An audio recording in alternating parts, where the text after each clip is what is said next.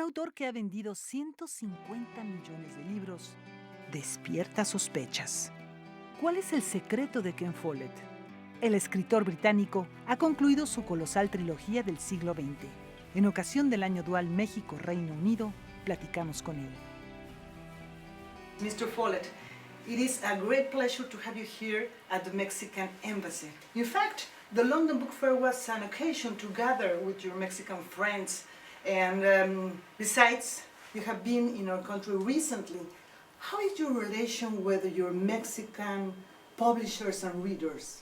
Well, I've been to Mexico twice in recent years, both times to the Guadalajara Book Fair. And both times I've had a great time. And Mexican readers have been very warm to me and welcoming. I'm very happy that they like my books. And of course, for my publishers, Mexico is the kind of lead country for the South American market in the Spanish language. So it's also very important from a business point of view. La historia subyace en sus relatos, pero lo que Follett busca es estremecer al lector. Is this what your literature is about, emotions? Yes, and I think that's true of all literature. What authors do is we create an imaginary world and then we try to draw the reader into this imaginary world. And to do that, the reader must feel the emotions of the people in the story, so that when a character in the story is scared, the reader must feel, oh my God, what's going to happen? When the character is happy, the reader must feel, great, things have turned out well. The reader must share those emotions. That's what makes us interested in the story, and that's what makes us turn the pages to see how it turns out. A diferencia de la literatura estilística, Follett propone una escritura efectiva. For me, the way the words are put together is very important, but it's a means to an end. I don't write so that people will admire my sentences. In fact, I don't really want people to notice the way I write. I just want them to enjoy the story. So for me, the way I write, the way the sentence is built, is all about making things very, very clear to the reader. So there's no difficulty in understanding. So you're quite right. I don't have stylistic flourishes. I don't have... people never talk about Follett's style. They talk about Follett's stories. Relatos que toman largos meses de lectura. It's contradictory that in a very vertiginous world, a person could be willing to dedicate that much time to read. Yes. Isn't it? Well, people say sometimes that nobody wants to read much anymore because a tweet has to be 140 letters and spaces. And what people say is we live in a world where every message must be instant. And I think I've proved that wrong, because the Century Trilogy is 3 long books. It adds up to 1 million words. And as you said, it's going to take you months to read it.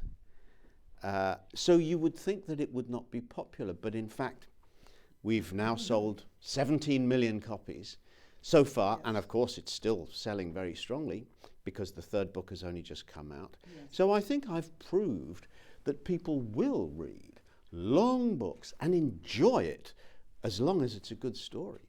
What makes you more satisfied? The joy of writing or the joy of being read? Well, that's a good question, because every day I wake up in the morning and I look forward to work. I want to go to my desk and write the next page of the book. It's not, I never have to force myself. I never think, oh God, another day of work. I wake up and I think, great, now I can write that scene. So it's deeply satisfying. But it is important to me that I make something that people enjoy. I was probably born that way. I was probably born to be the kind of person who wants to entertain. You know, if I wasn't a writer, perhaps I'd be a musician up on stage, playing an instrument or singing to please people. I think that's probably deep in my soul, there's probably a need to make people enjoy themselves. And as a reader, what kind of books do you like?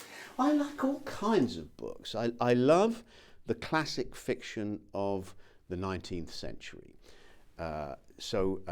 Dickens, Jane Austen, Balzac, Flaubert, Tolstoy.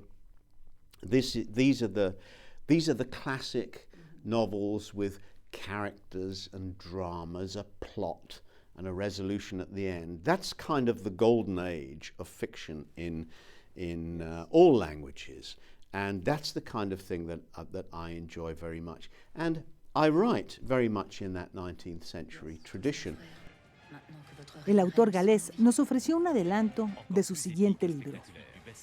I'm working on a story that begins in the town of Kingsbridge, which is the fictional town where they built the cathedral in the Pillars of the Earth. This story is set in the 16th century, in the reign of Queen Elizabeth. And it's really a spy story, because there were a lot of people who wanted to kill Queen Elizabeth. The King of Spain, for example, wanted to kill her. The King of France wanted to kill her. And so they kept sending these assassins to England to kill the Queen. And she set up the first English secret service.